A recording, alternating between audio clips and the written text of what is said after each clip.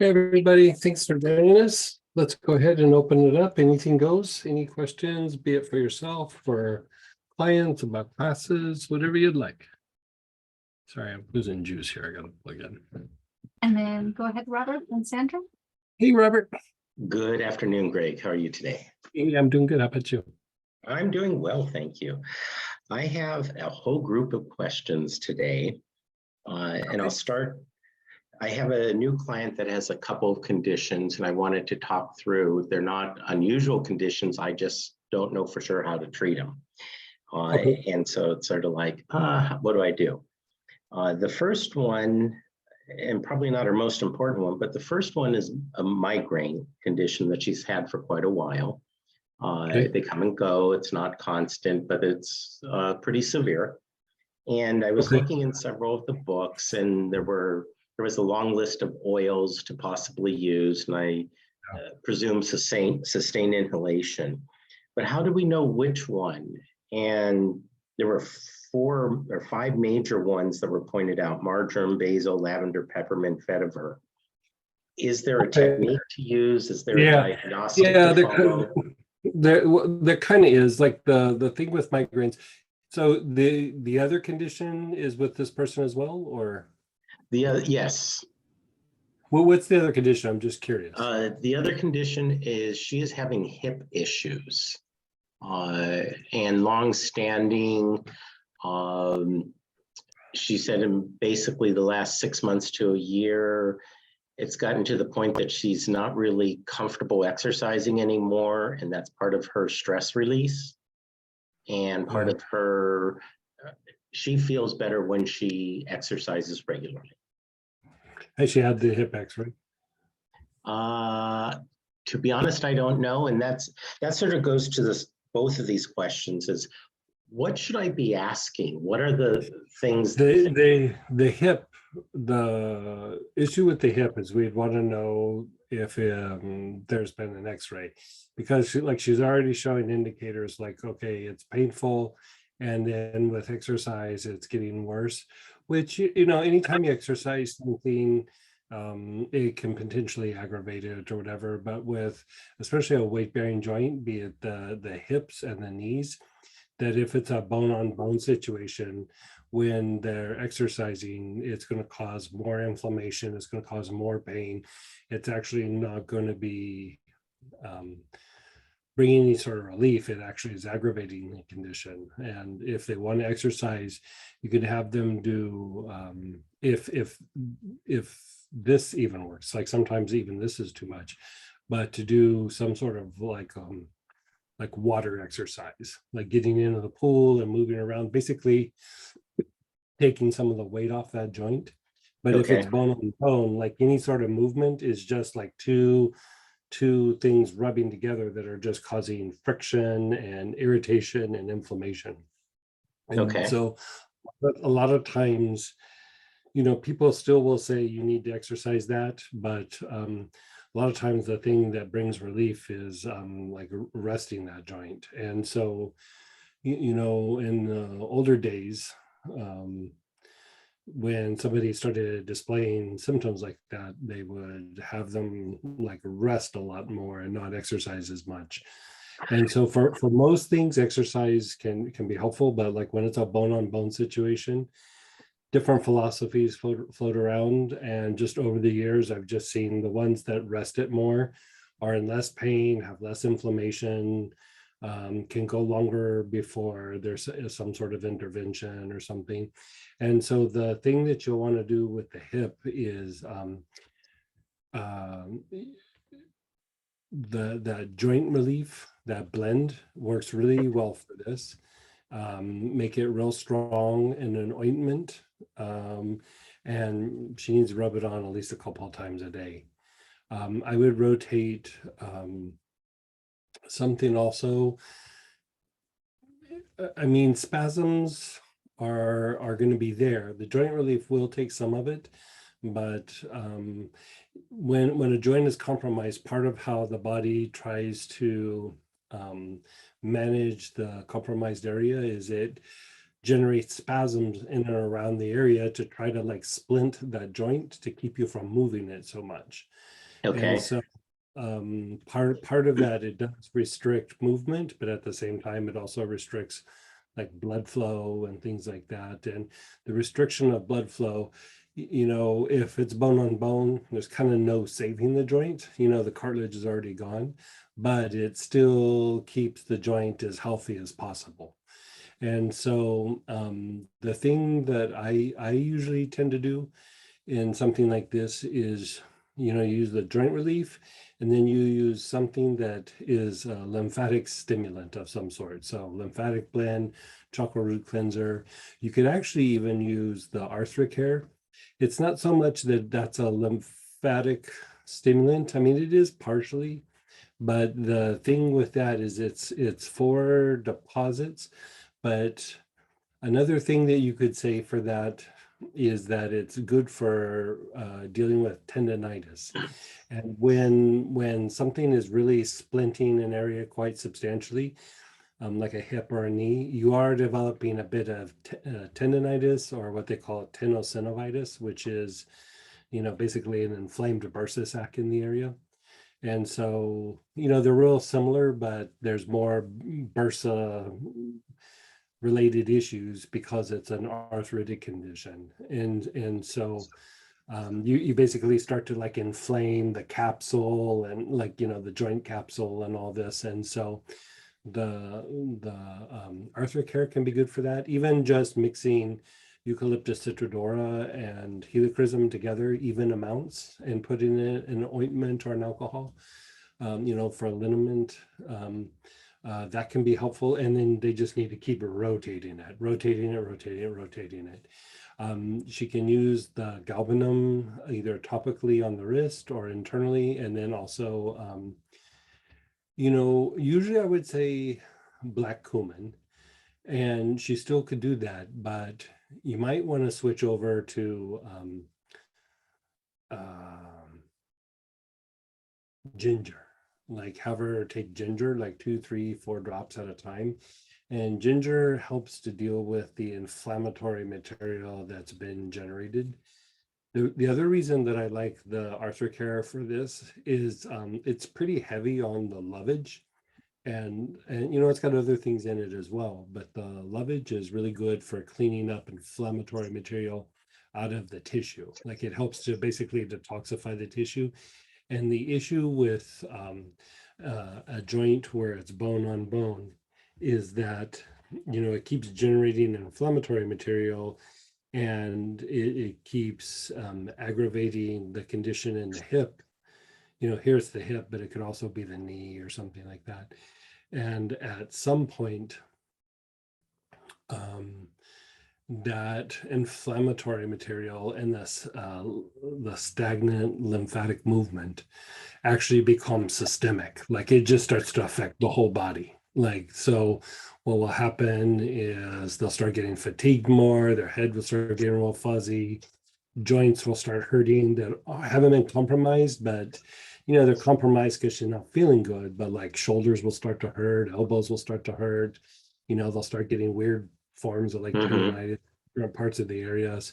And that is that inflammatory material, and the lymphatic system has turned that localized inflammation into basically a whole body inflammation. And so like whenever you start to see fuzzy thinking, that is the body is like getting toxic.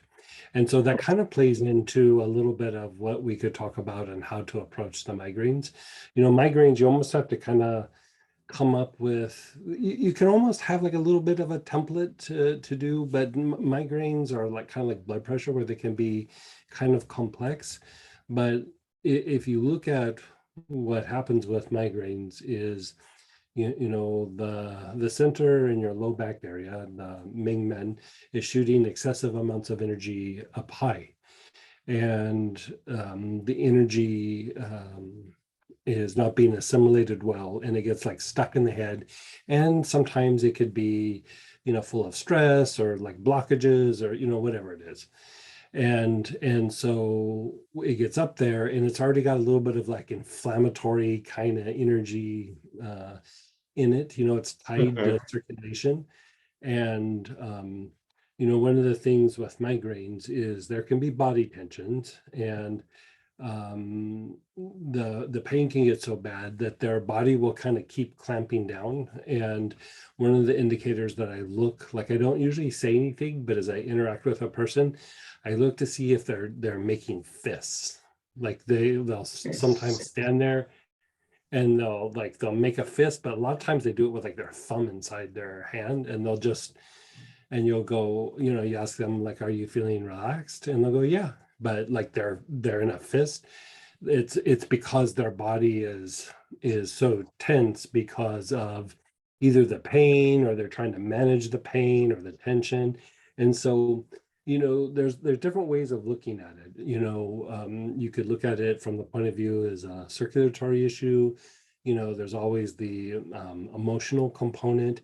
But a lot of times what I like to do is, you know, you're looking at like different approaches. Like, so, there's the symptom oriented approach, and then there's the symptom oriented approach where you're looking at body systems rather than a particular system or a symptom. And then, there's the energetic component, and, there's all these components that can all be mixed in, and including in that is some physiological emotions, or just, psychological components. Like, really pretty much everything has a psychological component, but Mhm. here there is a higher potential for that. Like, anytime you see like blood pressure, low back pain, migraines, um, it doesn't mean that it's emotional, but emotions a lot of times, or stress, will aggravate it, and sometimes they can be a cause of it. And the issue here too is it's not always the person's emotions. It could be that they're around somebody else that's very emotional, and the other person's emotional state can actually be causing the migraines. And so, I usually do a little bit of just asking questions, and not even really looking for an answer, but like, you ask a few questions about some of the people around them, like what's going on, what's stress. And usually they'll go, oh, this is fine, this is fine, this is fine. And what about this person? Ah, they're fine. Like, you can just Mhm. see the body tense up, and it's like, that's the person, like, or that's the situation. You know what I mean? And you don't have Yes. to discuss it a lot, but then at least like, okay, like, one of the worst cases that I had that was treated was, there's this just gentle young woman that she just had this history of really super bad migraines. We were treating everything. I would ask her questions and nothing. And I would even ask her about the people around her, nothing. And then one day her husband showed up to pick her up, and 2 minutes of interacting with him, I was like, that's her migraine right there. He's a real a-hole. Like, he was just, but she was trying to be so positive about it. Even if you asked her, like, is there somebody being really abrasive and aggressive? She'd say no. But as soon as you met him, you're like, that guy's abrasive to everybody. Like, Mhm. how could you not have headaches around this guy? Right. Right. And so, it changed up the treatment, and we were able to treat it a little bit. And, I don't need to go into that, but um, so it's one of those things where you almost have to become a little bit of a detective. But here's some just straight up things that you can do, right? So one of the things is, the marjoram can be good, is especially like with like spasms and tension. One of the indicators that you look for is spasms and tension in the jaw clenching or tightness in the jaw. And when I say jaw, I also include like around the ear, and even a little bit in the temples. Um, that actually can aggravate or even cause migraines. And in the old days, when I was still doing physical manipulation, one of the ways that we would treat it is I would get in and manipulate the jaw, like, with my finger in the mouth, and put gloves on and go in and just like work the mouth, like the muscles, like back where the jaw hinges. Right. And within a few sessions, the migraines, they didn't usually completely go away, but they went down about 70 to 80%.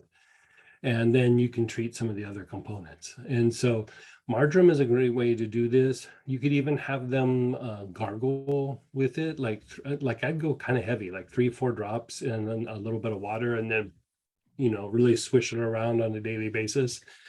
I even had one person put a few drops in their hand and take it and then dab, and then like rub on like the gum line, but like farther back in the jaw muscles, just to take some of the tension out. Not everybody's going to do that, but like if somebody's desperate, that's a thing to try.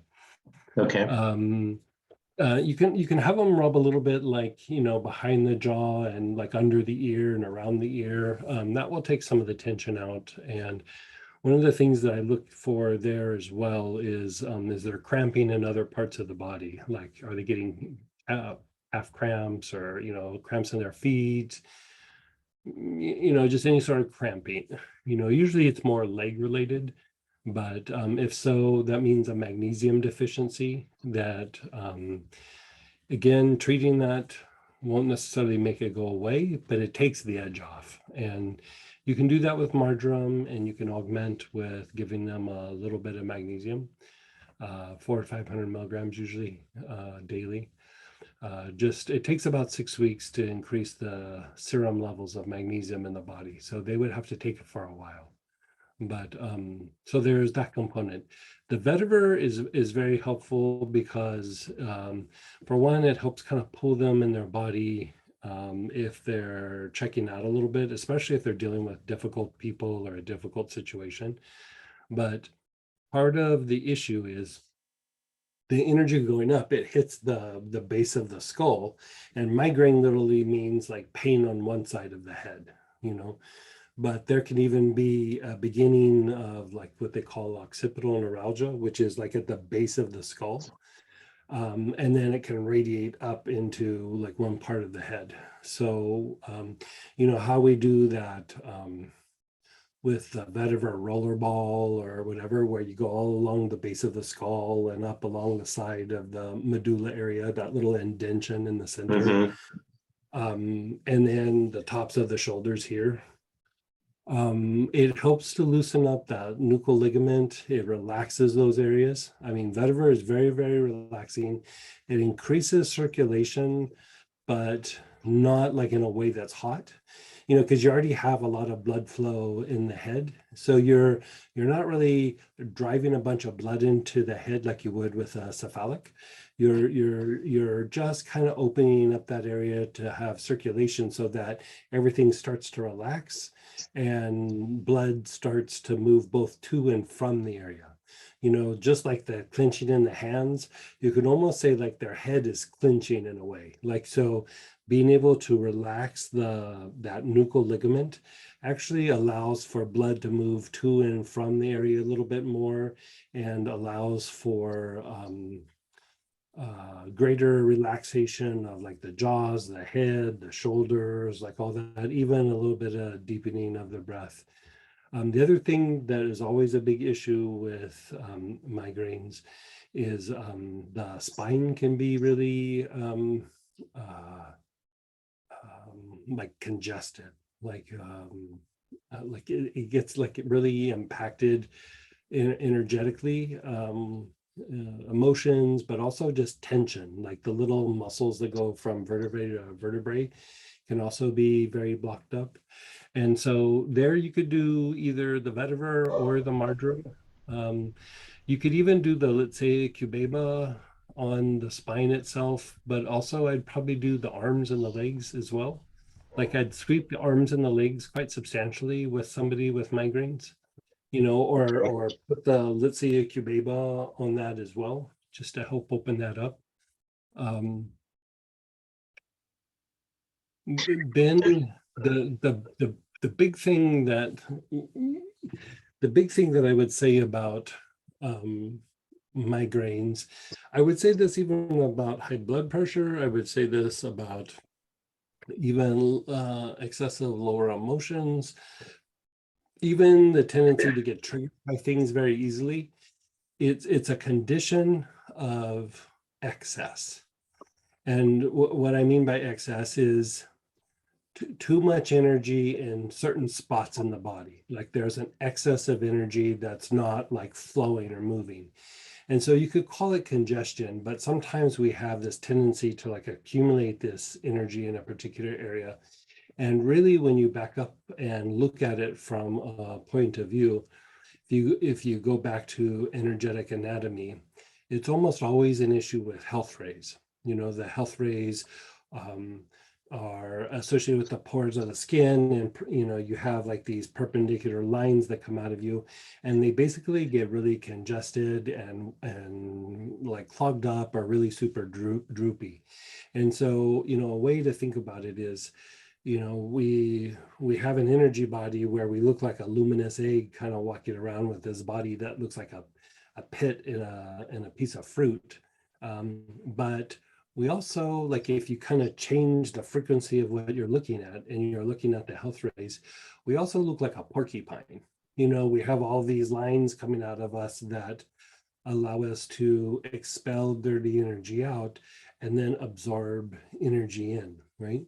And what happens a lot of times with conditions like this, going like brain fatigue, anxiety, migraines, anger, things like this, is the health days are, they're congested, they're entangled, they're a little bit droopy. Now, to take it a step further, we have, this isn't talked about very much in different places, but we tap on it when we kind of do some of our practices, but we're going to be talking about a much deeper dive in energetic anatomy and how it interacts with the physiology over the next several classes and even into the beginning of the year.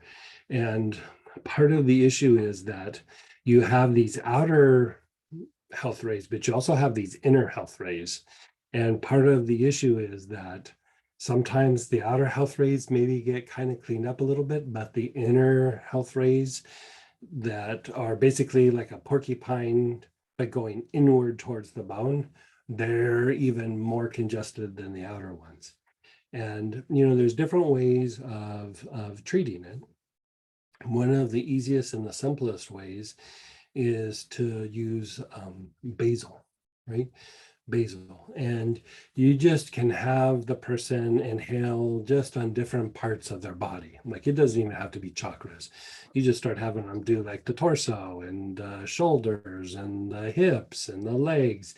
This will make them expel quite substantially. And think of it like this. Like your health rays are not just your ability to absorb energy and expel energy. It's also your ability to let out stagnant energy.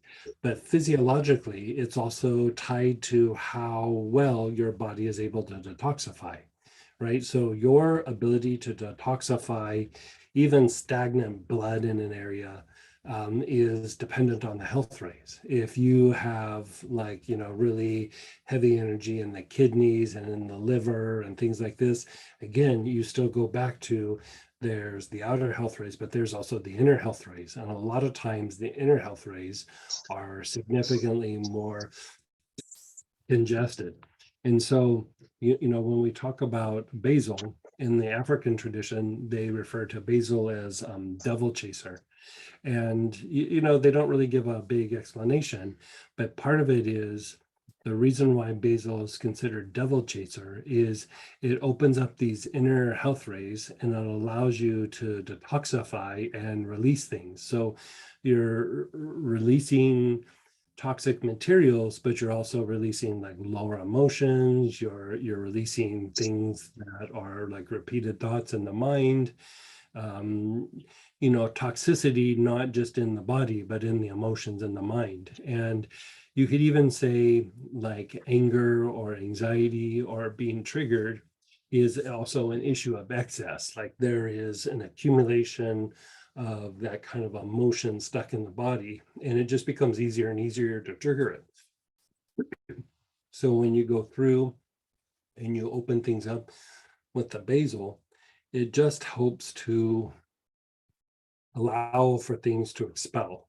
And so if you think about what I'm saying with opening up the health rays and the inner health rays, is that, you know, it's a bit more complicated than this, but still, like, the simplified version is anytime you open up the health rays, you're stimulating lymphatic movement. You know, bottom line, you're stimulating lymphatic movement. And if you go back to what we're talking about with the migraine, where it's the Ming Men is shooting too much energy up, part of the thing that the Ming Men does is it affects blood pressure. It is a big component of how you're able to circulate blood through the body, but also how you're able to circulate lymph. And so part of the issue is a lot of times is also lymphatic circulation. And so you're not going to be able to just say, like, do these two oils and it's going to make it better. You kind of have to do this like little bit of a dance with some of these different oils, opening things up. And as you go through and open up the inner health rays, that person's lymphatic system will start to detoxify.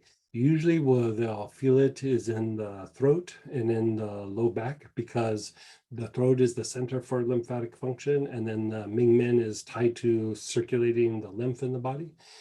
And then the next time they might start to feel like heaviness in the limbs sometimes, you know, heaviness, or they'll start to feel like itchy limbs. And it's just because energies are coming from deep and they're releasing. And so you do need to keep all of that moving. If you were to do a very deep, intense release of those inner health rays, a lot of times they'll start to have a little bit of a cough, not like a lung cough or a belly cough. They just have like a cough right here that, you know, and it's not even like a spasmodic cough. It's just so much energy is coming out that it will cause a little bit of a cough. And so whenever you start to see that, you do need to step up how you're treating lymphatic function. But, you know, first I would go through and do the marjoram and the vetiver and like unwind all of that. And then as time goes by, open up the outer health rays for a little bit, you know, like a session or two. And then after that, go deeper with the inner health rays. And as you do the inner health rays, then you need to work the lymphatic system. And you could say, you know, we could talk about this for like a whole weekend. In fact, at some point we are. But you know, it starts to affect the protective webs. It starts to affect, you know, other mechanisms, part of the nervous system.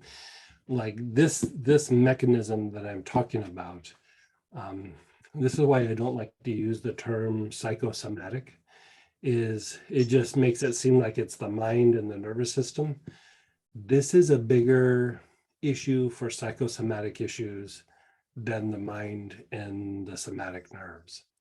And it's because it's like not allowing you to detoxify and release lower emotion. It's not allowing you to release like some of the instinctive responses that then keep getting more and more agitated. And then eventually it does start to affect the mind and the somatic nerves and the sensory nerves. And because anytime you have congestion in the lymphatic system, it overstimulates the sensory nerves that then affects the motor nerves. It's like this whole chain reaction. And then, you know, then it becomes what we traditionally call psychosomatic. But, you know, three different times, different therapy groups approached me for charting out how psychosomatic issues worked. And when we started getting to the bottom of it, because, you know, I wasn't even working by myself. I was working with other, like an osteopath and these other things. And when we started getting to the bottom of it, I actually stopped, like, I'm going to stop this project. I gave them their money back because I knew it was so out of the box for what they thought it was that it was not going to be utilized. It was going to, they were just going to get in arguments about it. It was not going to be looked at because we have this like really two-dimensional idea of what psychosomatic issues are. And if you look at what we're saying here with the ability to detoxify, not just physically, but emotionally and mentally, if you don't detoxify, the body just keeps becoming toxic. And then the next progressive step is the nervous system gets agitated, and then it does turn into a psychosomatic issue. Just to treat it as psychosomatic implies that it's something that the person's thinking or doing, and it's not. They're toxic. Like their body is literally toxic. And like you could almost say like the more pressure you put on them about like, let's address this as a psychosomatic issue, like there's something in your mind, there's something in your emotions doing it, almost makes it worse. Like, so a lot of times when you see people who are really targeting psychosomatic issues, they usually don't get any better, or they usually start getting worse because of so many pieces are missing in the treatment approach. And so when we go through and treat it like this, it unwinds. And, there might be a few little bits where, you're expelling kind of hard and you need to take some extra salt baths. Like the coffee salt baths, also very good for opening up the inner health rays. And it's very good for stimulating lymphatic movement. And, so there's areas where this could overlap, but over the next few classes, we are going to be talking about all these components and really going deep on it as a little bit of time progresses. But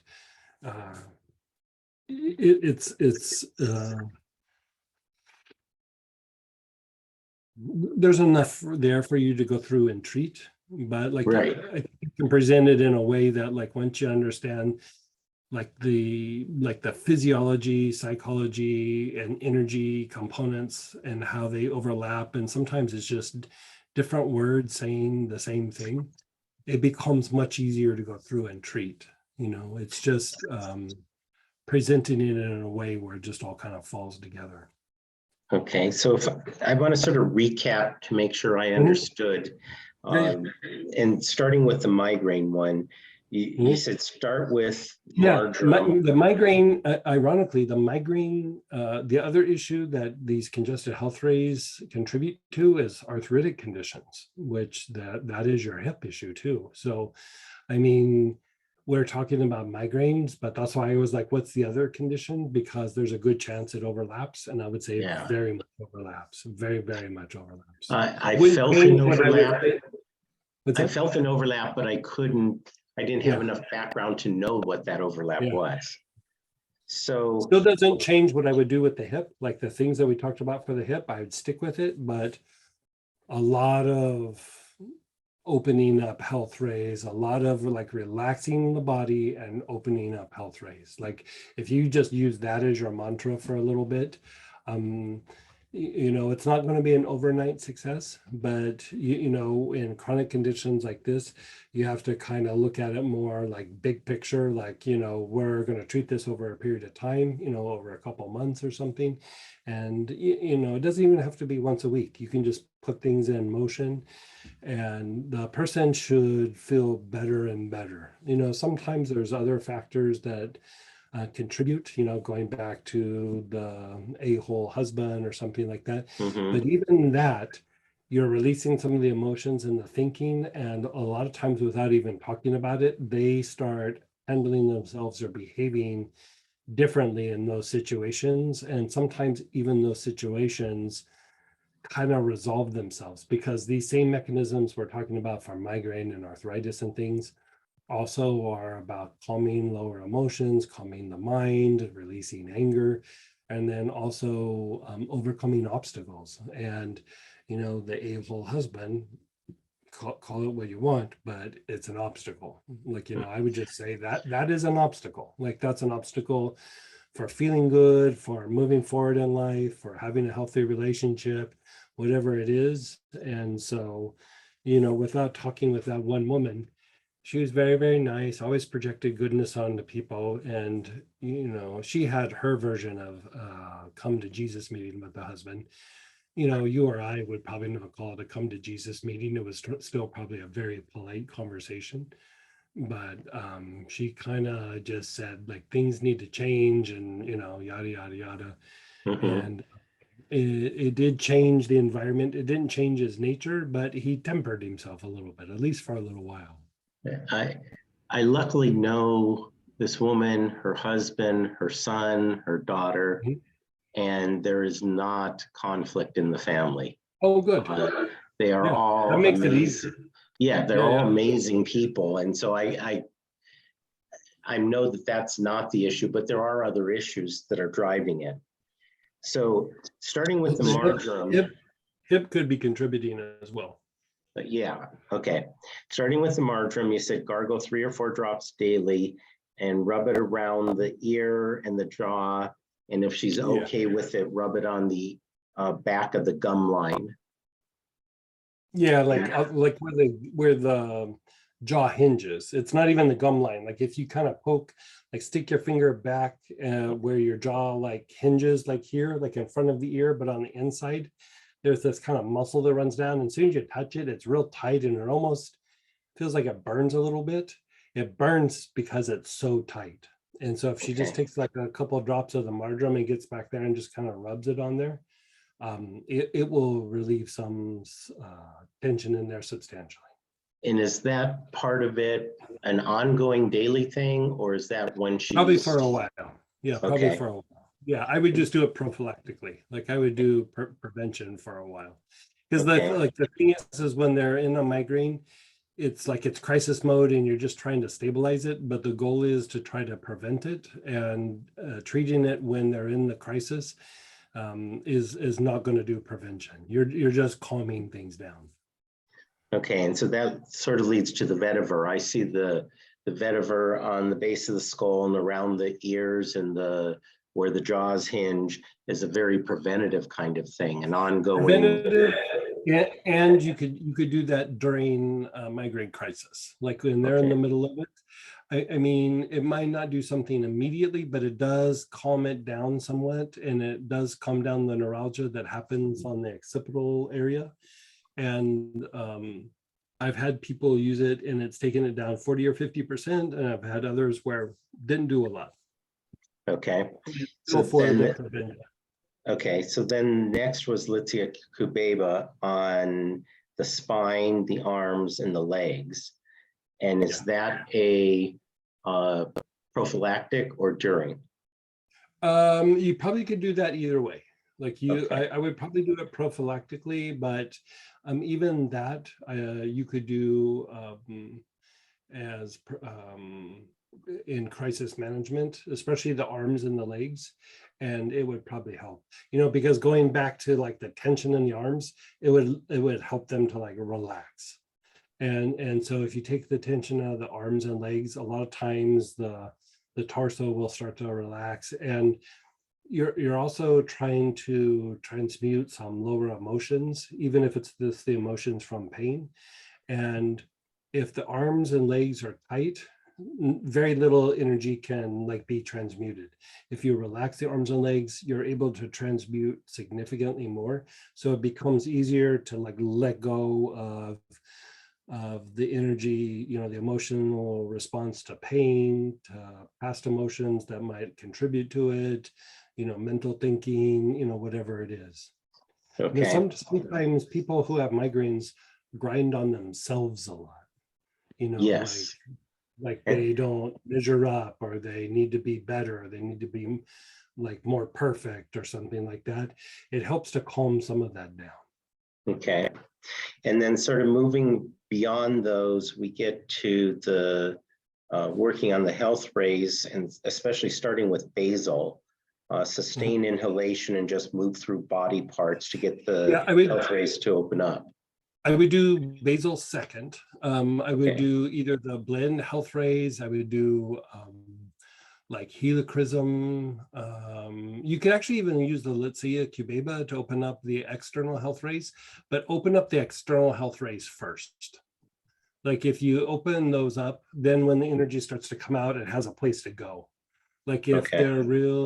if they're real super congested externally, when you start to release things internally, it just plugs up the health rays even more. So that's why I was saying, like, do a couple of sessions of just opening up the external health rays. And then once they're open, then do the basal where they go into different parts of their body and Okay. yeah. Okay. And again, that's prophylactic. Yeah.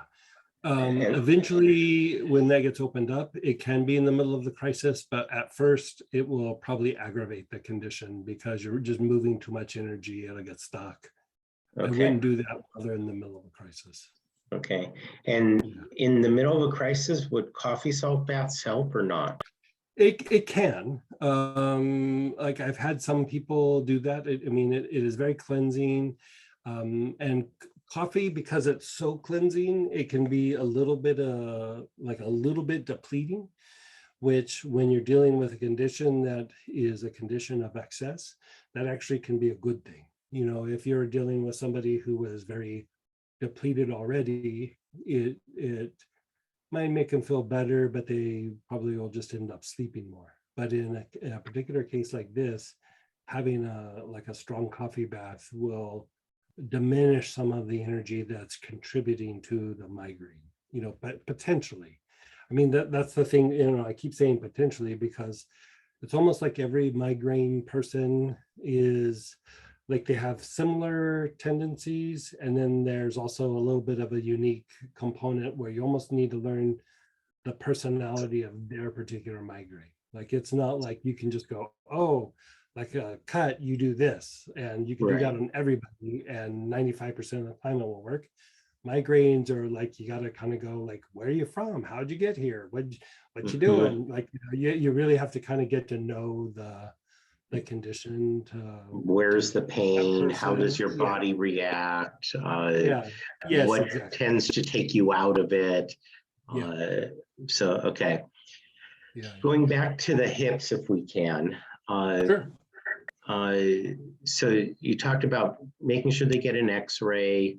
If it's bone on bone, we have to take a different route than others, but certainly start with joint relief in a strong ointment 2 to 3 times a day.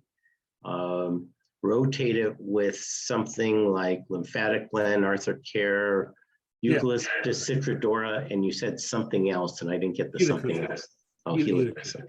Yeah, Okay. yeah, Uh, yeah. and And then, the different thing there is like if they're bone on bone, I mean, either they need to rest a little bit more or they need to switch their exercise.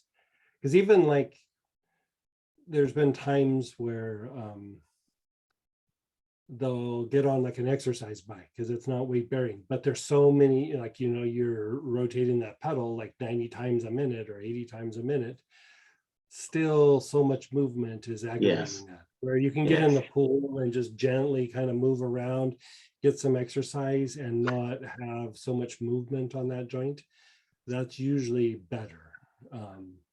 Or okay, just rest. But you know, we had an employee here one time, this is several years ago, and you know, he had a bone on bone situation, and he went and saw the doctor, and you know, he decided, you know, they had set like a surgery date and everything, and he decided to exercise it before surgery, which is what you do most times, right?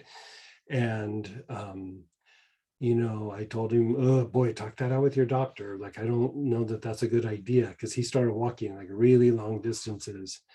mm, And I was like, you're going to cause a lot of pain. And the other issue is because you're causing so much inflammation in the body and stagnating the lymphatic system so much. I go, careful, because you'll start getting sick a lot. Like, you know, you won't be mhm, able to get over an illness. And he started walking, and within like 2 or 3 weeks, he was bedridden and could barely walk. And then on top of that, he'd get sick and then he'd get better. And then he'd get sick and he got better. And even when it came time for him to have the surgery, they weren't sure that they're going to be able to do the surgery because he was already sick again. Like, and Right. we can't do surgery when you're sick. But it's like, that's the issue, is it's not just pain, as you start to get like kind of almost like sickly a little bit, like you just don't recover from colds and flus. And now with COVID, that's an extra, like, ugh, that's an extra red flag. So keep the lymphatic system as fluid as possible. Okay. In the old days, like back 100 years ago, when somebody, because in the old days, this issue was a thing because they'd get thrown from horses. And so they were really good at treating, bone on bone hip issues. But I mean, the person was usually like bedridden or, but how they would maintain the person's health is they would just give them massive dosages of herbs that stimulated lymphatic movement. And if you look at the old herbal books, when they say like basically bone on bone hip or like arthritic hip, it's just all lymphatic herbs. Like that's what they did. And so they recognized that. I remember one said something like, if you don't treat it lymphatically, it's a different time. So this doesn't apply to now, but basically if you don't treat it lymphatically, it will basically shorten that person's life. And it's just because they get real sickly and then they end up dying from, fever or some other issue. Something unrelated, but Yeah. Okay, so then you also talked about 3 pain items: galbanum internally or on wrist, black cumin internally, ginger 2 to 4 drops internally. Yeah, I would say either black cumin or ginger. And for this particular person, I would actually probably go ginger. Okay. I mean, but either one would work. But for some reason, I think for this person, there is some digestive issues that might also be in play, that they're in so much discomfort other places that the ginger would probably help something else that she's not talking about. Okay, and then you also mentioned Lovage, and I'm assuming that that's topically on the hips. Could that be like Lovage Body Tonic? Could be a Lovage Body Tonic, but if you're using the Arthrocare, it has a lot of Lovage in it and you wouldn't need to duplicate. Okay. Could Lovage Body Tonic on the abs help? Yeah, anywhere on the body. Like you could do Okay. whole body, you could do hip, you could do abdomen and low back, legs. You're just trying to keep cleaning up the material. I mean, it will make pee a little bit more because it is a little bit of a diuretic, but it improves the kidney function and again contributes to reducing fluid volume in the body, cleaning up the tissue. And when you're peeing, when you have a lymphatic issue, you're letting go of some of that lymphatic material. Okay. So, all the way around, it's a good thing. So that all makes sense to me at the moment, and I'll try and carry it forward. The third question sort of grew out of these and grew out of some of the new products on the site, the Theralotions. And could we do, you talked about Litzia cubeba on the spine and the arms and the legs. Could that be Theralotion? Yeah. Okay, so. Yeah, in fact, I would say that's probably the way that I would do it. Okay, so Theralotion. Yeah, the Theralotions, the reason I call it like Theralotion is it's not just a lotion, it's like a maximum amount of essential oils that lotion can handle without really having a lot of separation. And so like a 4-ounce bottle of the lotion has 5 mils of whatever that oil is. Like, so that's if you're doing, yeah, it's a heavy dosage. And so I mean, you're doing a therapeutic dosage wherever you're putting it. Where like a lot of lotions, like an 8-ounce bottle might have 20 drops of oil. We're putting 10 mils in an 8-ounce bottle. Yeah, and that's. So it's very, very different. Yeah. Okay. Good. And so the Theralotions, at least from what I read on the site, are basically anywhere you would do something topically, you could use the Theralotion. Yeah. Okay. Right. And because there's so much oil in it, you could also do sustained inhalation. Yeah, you could. I mean, it's just lotion and the oil. So a lot of times what I do is I put it on and then Smell the I do. hands. Okay. Okay, Yeah. good. Okay. Yeah. Thank you very much. That helps a lot. You know, like that class a couple of weeks, I can't remember what class it was, but you guys got that little bottle of the Yes.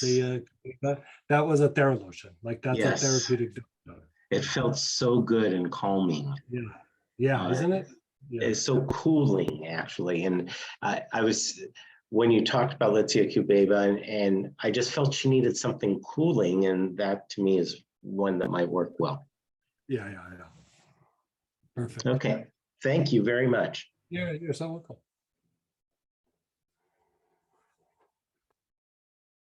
Go ahead, Sandra.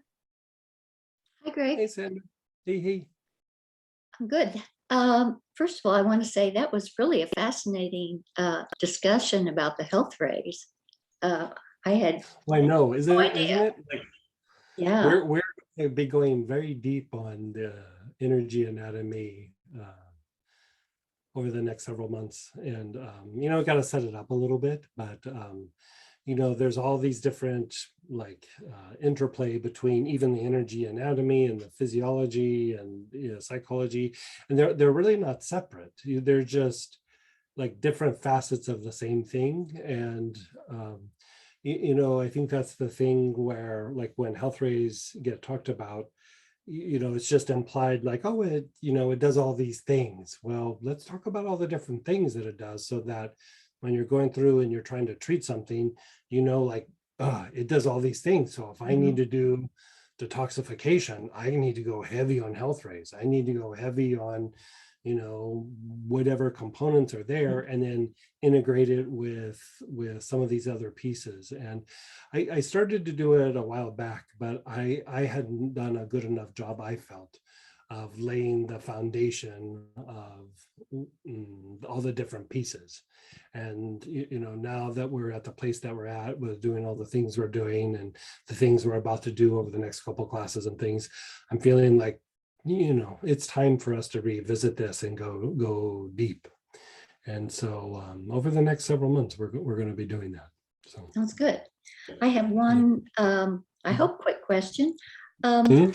The digestive calm Mhm. supposedly relaxes the psoas. I was just wondering how you apply it, since you can't really get to the psoas.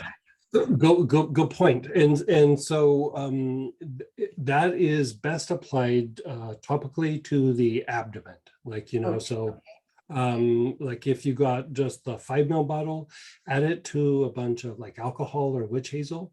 You can actually even add it to lotion, or if you got the body tonic itself, just shake it up, and then just from like your rib cage down to like about your belt line or so. And you can go a little bit on the sides, and if you do that within usually an application or two, you'll start to notice your psoas starts to lighten up. You know, I noticed it right off the bat. And there's been a couple places where we've been in person where somebody had a pretty severe psoas issue, and, you know, it didn't alleviate it right off the bat, but they found relief with just rubbing it on the abdomen, and they were starting to feel relief like on the first application. And, you know, they need to do it for a while, but like the original version of that, it was a bit different. Like I like this version a bit better, but I used to use it on cyclists, because the issue is with them, you know, being hunched over on their bike. One of the big potential injury spots is psoas issues. And so when I would travel with cycling teams and stuff, that's what I do. I'd have like this ointment that I'd rub on them, or have them rub on themselves every night afterwards, and then lay flat on the floor, and it would relax the psoas. And a lot of them said that even though they were racing, that their back pain was going down, not getting worse while they were racing, which was usually the opposite. You know, usually it would get worse as they were racing. And so That sounds good.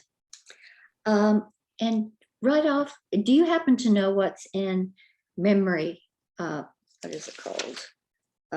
memory support. I mean, Memory I can support? I just can tell look it real quick. the major just- ones, I guess. Give me just a sec.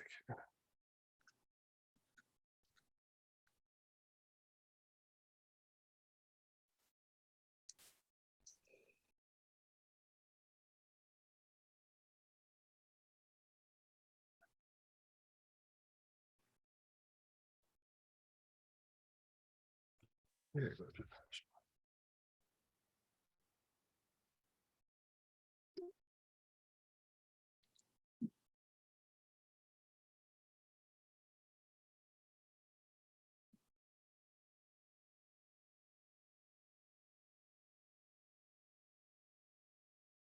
It is rosemary, golden eucalyptus, basil, sage, petitgrain, and peppermint.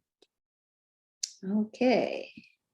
All righty. Heavy on the rosemary, heavy on the peppermint, and heavy on the sage. Like probably heaviest on the sage and the rosemary. And the rosemary, increases circulation to the brain. It's a cephalic, so it moves blood and energy up towards the head, more blood than anything. And so it helps to oxygenate. It also helps to offset potentials for fatigue and things like that. The sage is one of the best things to do for brain fatigue. And so you have those two components, and then like the petitgrain is good for confusion, and basil is a stimulant for the mind, cerebral stimulant, and then the peppermint is also a stimulant for like focus and attention, and the peppermint acts as like a body stimulant, not like drinking coffee, but just jump starting the processes of the body. Mhm. And so it kind of hits all those areas. The eucalyptus just opening up the breath and having a little bit of cleansing effect on the lower mind.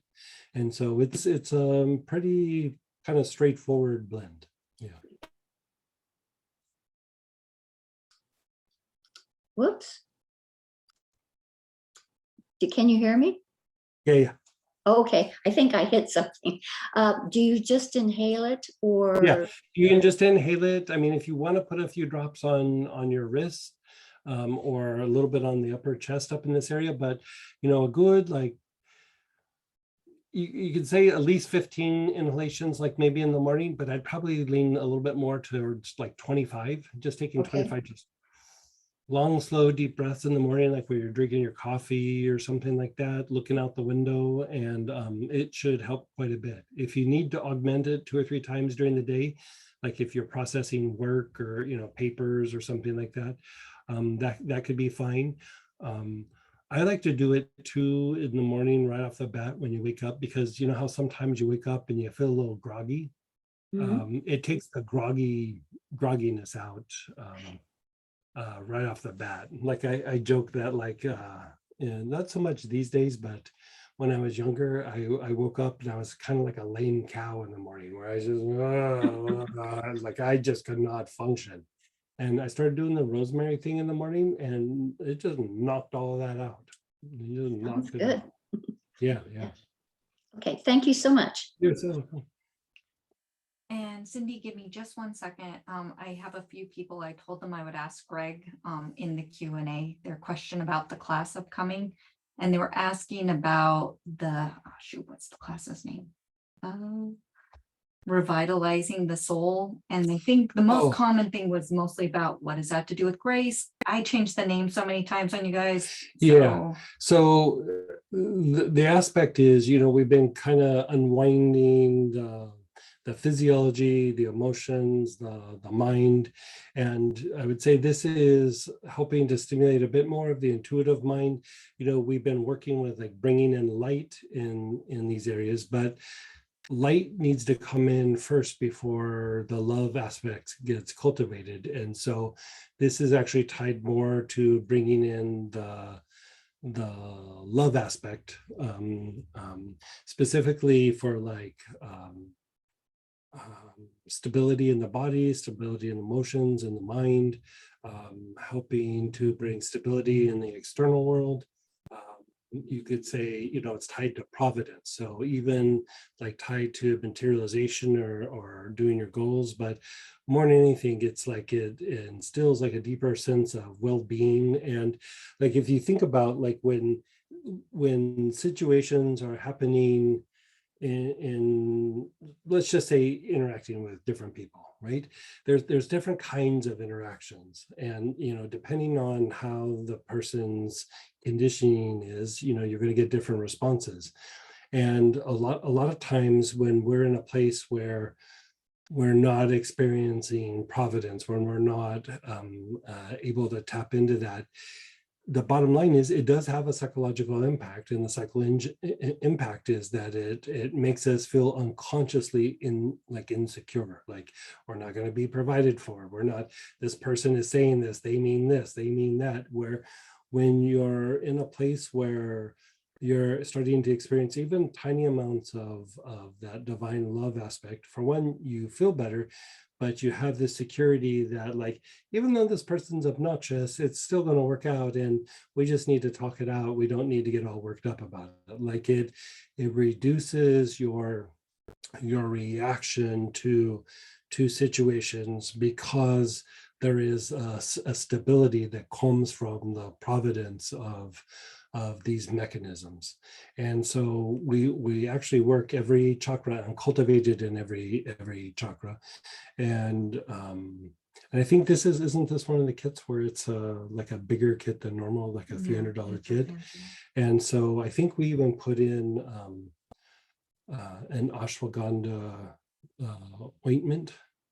Yeah. Unwind. Unwind ashwagandha. And so we're starting to even integrate some of the medicated ointments that have like herbs along with the oils in it. And ashwagandha also, it helps to release like fears and stresses and things like this in a way that's just very calming and soothing. And it helps to unwind the tension in the body so that you're just in this place of like, stability. I feel good, like good things are going to happen. Like, you're basically calming the body down in a way that you can experience deeper levels of divine love, which is not human love. Like it's not like love between people, but it's feeling the aspect of providence or divine love, that the light comes in and then eventually turns into love. You're actually kind of cultivating that aspect. And so it has all kinds of things like on like triggers, on just the state of being of how you feel, how you interact with people, how you attract things to your life without having to go, I need to get rid of this, I need to get rid of that, I need to target my fears and do like this. You're just putting the body in a state to where you're in a place to receive more, attract more, and not be as reactive. There's a whole list on the flyer that has like details and bullet points, but the kind of straightforward little explanation for that is that like you're increasing the sense of well-being. And even in times of difficult or conflict, it's almost like you innately have the expectation of like, well, good things are going to happen in this situation, rather than like, I need to protect myself, or I need to be careful, or I need to make this person understand. This person is not understanding.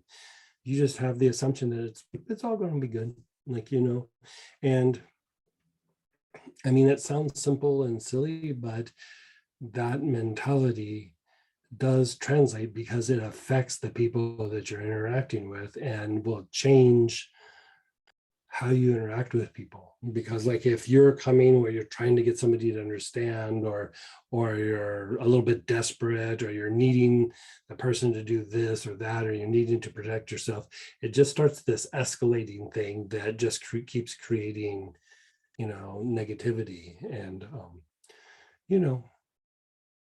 even when difficult things happen, it just allows you to, well, we can tell, I don't think anybody knows anybody here. So we had to, we'll keep this just non-drama as possible. We had to let go of a couple of people, like, in our staff, and they were really great for a long period of time, but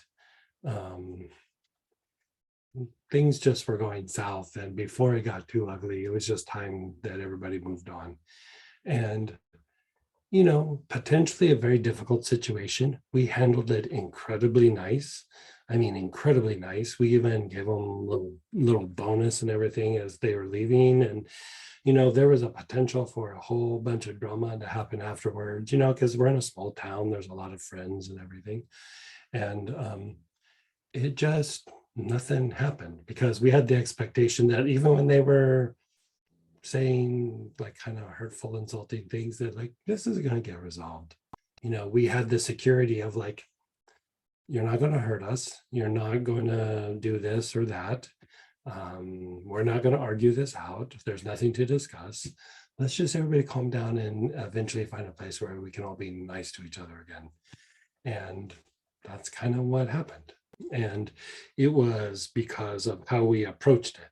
Had we come at it a little bit more negative, there would have been ongoing drama that would still be going on right now. But it's not, it's just quietly went away with like no incident, you could say.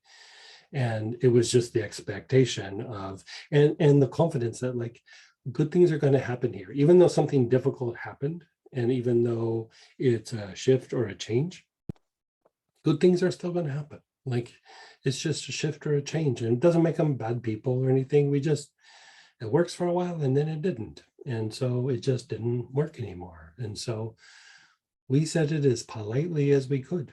And hopefully everybody is able to, stay nice about it. But, if not, it's on them. But we definitely did not escalate it.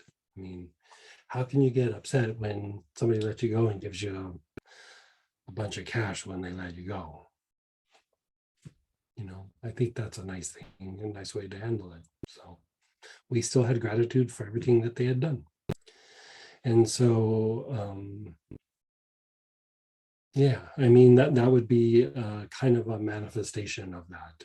You can't say like, oh, in this situation, you would do this or do that. You just kind of know it when you see it.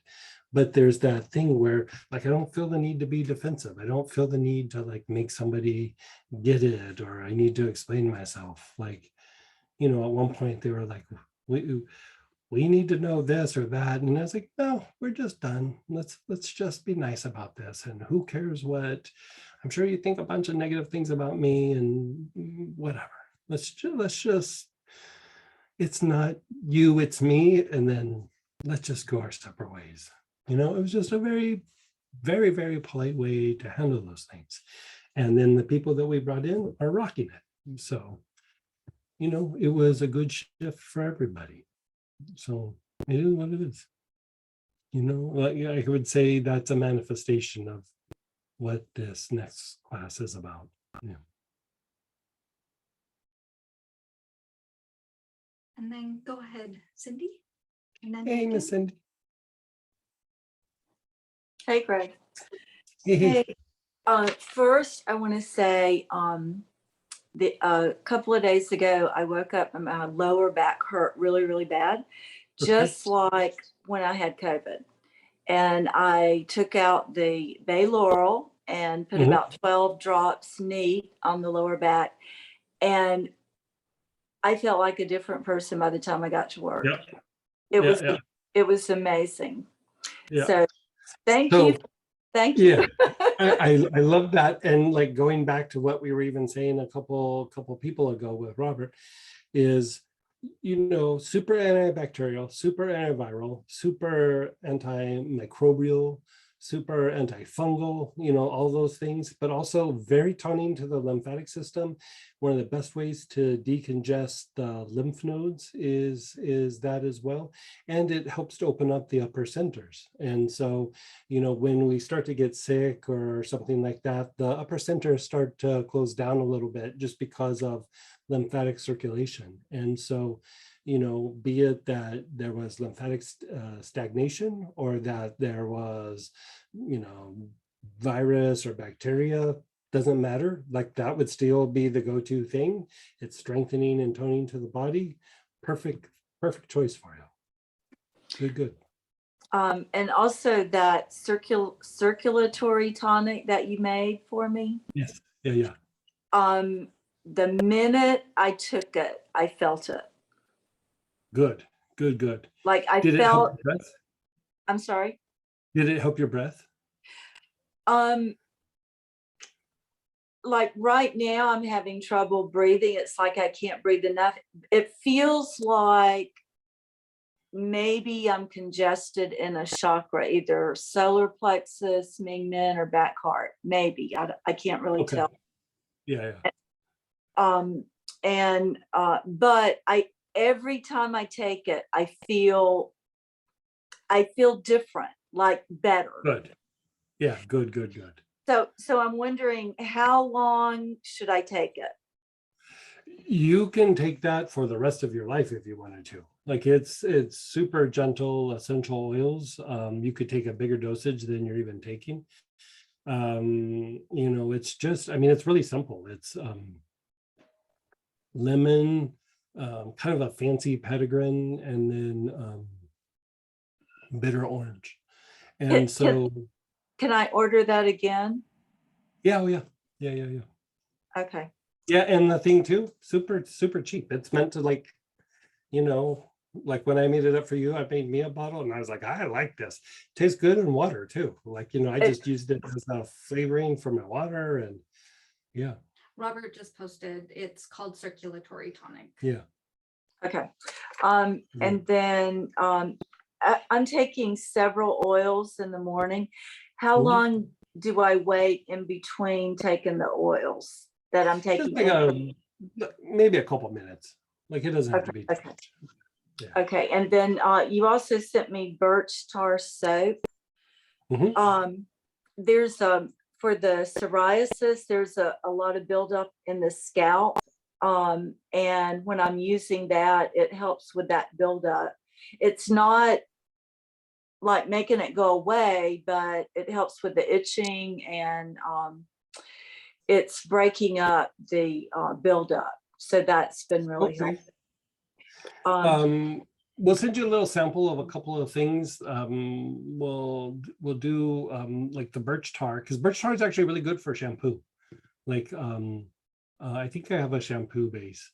We can do that, and then the other one that parsley, and there was another one that I started using here recently that was for, I think it was the Palmarosa. Let me look it up and we'll see, and we'll send you a little email and talk that out with you. Okay.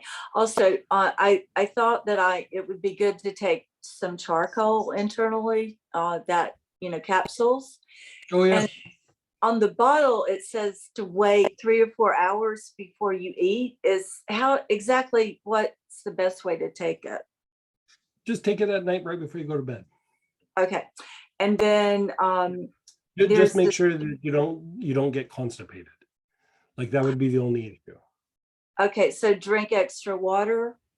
Drink extra water and you should be okay. And if you start getting a little constipated, even like a little like flax oil or some sort of oil in there as well. Okay. And then there's this oil, THUGA, for skin tag. Yeah, Thuja.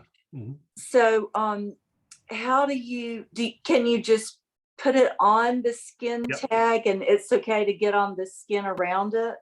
Yeah. Okay. Yeah, like if you want to be really like super specific, put it on a Q-tip and then just roll it all over the skin tag. But for me, I just put like a couple drops on and rub it all with my finger, and try to do it at least once a day, but if not twice a day. And it takes a little bit. It takes like maybe a couple of weeks, but it will dry it up and it will just drop off at some point. Okay. All right. Usually within about 2 weeks. I think there was one person that said it took about 3.5 weeks, but it still worked. It just took longer. Okay. All right. Thank you. It also works on warts. You know, it doesn't like, if it's a really super chronic wart, it will make it go down, but it doesn't make it completely go away. But if it's like a new wart or something like that, you know, it's very good for knocking out that virus. It can knock the wart out, but yeah. You know, sometimes the warts are not just the virus, but the person had gotten like maybe exposed to like a chemical or something that allowed the virus just to kind of run rampant. And that's the worst kind of wart to treat. And so the Thuja will knock it down, but doesn't, you almost have to detoxify the body to get rid of it. And so it depends, but like any sort of like skin tag or wart or something like that, Thuja is really good for, like really good. Okay, thank you. Yeah. Someone actually had some Thuja questions. Mhm. How often do you apply the Thuja? 1 to 2 times a day for a skin tag or a wart. Neat with a Q-tip? Yeah, either way. If it's like you're trying to not get it all over the skin, you can put it like soak the Q-tip and then rub the Q-tip all over the spot. But for me, I just pour a couple drops on and rub it on with my finger and call it good. She has several large skin tags in her armpit. Is it safe to apply there? I would probably, it's still safe, but I would probably put it on with the Q-tip, and like you can keep reusing that same Q-tip, you know, soak it and put it on the spot. And I mean, the issue with the armpit is that if you get a bunch of oil on the armpit itself, that area can be a little bit sensitive. And so just to not cause like a little bit of burning, I mean, it won't do anything bad. It might cause a little irritation, but if you're just trying to target the skin tag itself, then just put it on the Q-tip and rub it on the Q-tip, and then you don't get any on the armpit at all. Yeah. And then go ahead, Megan, then Chris. Hey, Megan. Hey, I actually had a question for Elisa because she normally can't make the call. She did pop on, but I thought I'd just ask it for her anyway, and then I have a tiny question of then. Okay. She purchased her current house in 2010. Since then, she's had mental health, prosperity, and relationship issues. Do you think it's related to the property? Do we know what direction her door is? East. It was a foreclosure. I don't know if that matters.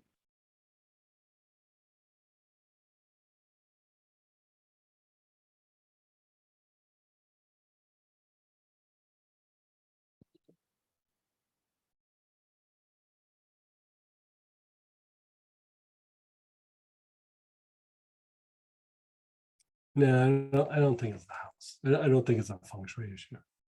Okay, it's just Yeah. kind of a coincidence. Okay. Could you scan my house really quick? I think there could be an uninvited visitor. I'm hearing footsteps at night. I don't know for sure. My daughter is kind of scared. What's going on? You're Uninvited guest, non-physical. Oh. Like My in the house, house. could you just Right. scan for me? Thank you.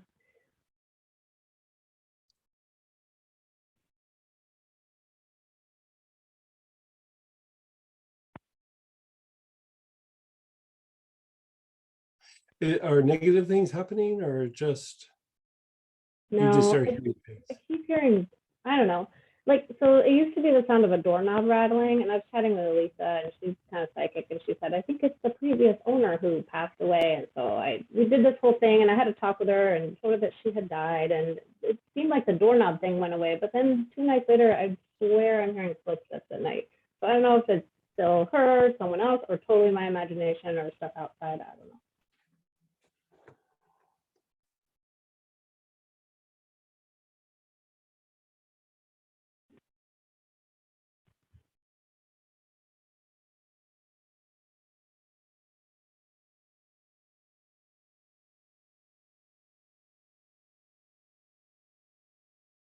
I mean, it looks okay, but like just diffuse a bunch of camphor in the house.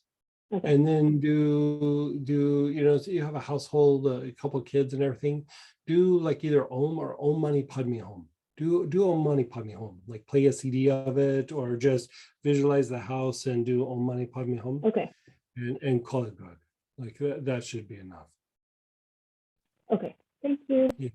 I don't think there's something there, but sometimes things don't always linger on the site. They go off and they come back and go off and come back. Right now, I don't really see anything, but doesn't mean something's not drifting through.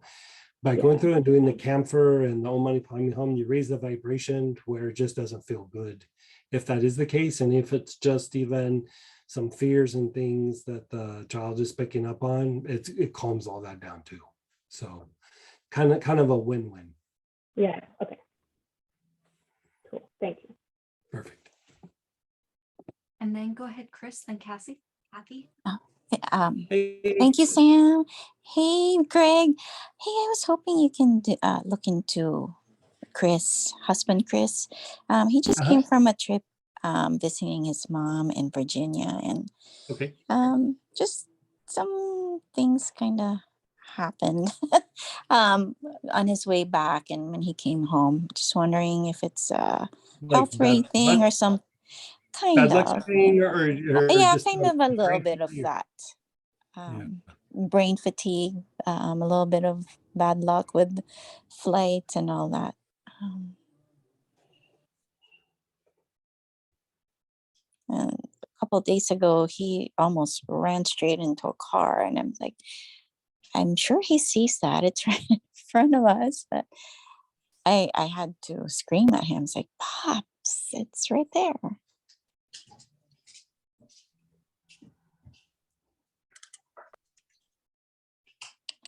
He stayed with his mom at the retirement home. Oh, okay. Like chords. So Chords, root, okay. yeah, on the sex chakra, basic, and spleen. And then just like a little bit of cleanup, like the thing with like being in like a nursing home. It's like being in a hospital, they're not necessarily thinking about him, but somebody healthy walking through a facility like that, like everybody's energy body sees them as like walking through like an Energizer bunny that they can tag into and get a little bit of life force from them. And it can make them real congested. So spleen and basic sex are usually the things that get hit, which is what I'm seeing. And then like clean up the congestion. Like a lot of times it's more like elementals more than anything. And so even just cleaning up with some hyssop or Palo Santo, something like that. You don't have to be super fancy with it, but I would clean the arms and legs quite a bit and do some things about, how we're talking about like putting spikenard on the arms and legs, or let's say a cubeba or vetiver. Do something like that for him for a couple of nights, and it should calm all of that down. His solar plexus is agitated, but it's probably from the environment. And so, clean him up and then either fill it with a bunch of blue or have him inhale like dark blue tansy or regular blue tansy. Just have him inhale it with his awareness on his front back solar plexus, and it should all calm down. Perfect. Thank you so much. Yeah, like when you see that, like you said, like not seeing stop signs, and like that's just a little bit of being like checked out. Like you look at congestion, you look at cords, you look at contamination, and like I'd say he's got a little bit of all three. Got it. So given where he was at, not surprising. Probably the plane ride to and being in JFK airport. Probably the nursing home more than anything. Oh, okay. Yeah. Thank you so much. Nursing homes and hospitals, you really have to, nursing homes, hospitals, and cemeteries, you got to really clean up after you leave. And what? Cemeteries. Oh, cemeteries. I thought seminaries. Yeah. Okay, cemeteries. Yeah. Got it. Seminary, maybe a little bit. Like All right. Thank you so much, Greg. You're so welcome. And then go ahead, Kathy, then Laura. Okay, I have a question about working memory. The short-term memory, long-term memory is fine for this friend of mine. However, his working memory is weak. Okay, how old? How old is he? About 61. Okay, still a young guy. And Do we know, is he sleeping okay and all that, or? He has sleep apnea. Okay. And so I'm not sure if he's using his sleep apnea device or. Yeah, those things I let's know. just assume he's not, because like those things are so that fake. Now he is a post-polio, he has post-polio syndrome. And Huh, had been on the ventilator when he was a kid or whatever they used. Anyway, he's also been exposed to COVID. And I was just wondering, because of how COVID enters the body, if that could have impacted his brain. Yeah, I mean, the issue would be lymphatic stimulation or stagnation, I should say. That is one potential, but also it could just be that some of the body processes just aren't functioning like they should. So this is what I would do. Like, we could make it kind of complicated and say do this and that, but I'd say let's start simple. Let's start really simple with this person. Like, let's have him do inhalation with some form of cinnamon, like cinnamon or cassia or something like that. Okay. Even the abramelin, but I'd stick just like plain cinnamon, if you could, cinnamon or cassia. And like in the mornings, you could even have him do it again in the afternoon. Don't have him put it on the skin, just have him do like long, slow, deep breaths, like maybe 20, 25 times, and then call it good. And then maybe a little later in the day and do it. And then have him do that every day for a little bit. And so this does a couple of things. So for one, it jumpstarts all the body's processes. It strengthens the body for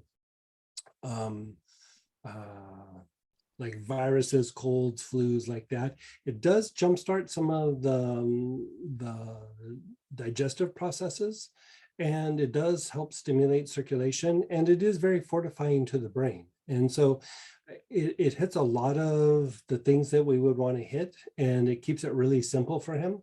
If he'd like, he could also in the morning put a couple of drops in water and take it internally.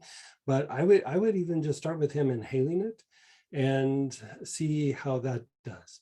If that is not producing a good enough result, then I would say we probably need to do a little bit of lymphatic work on him, and just decongest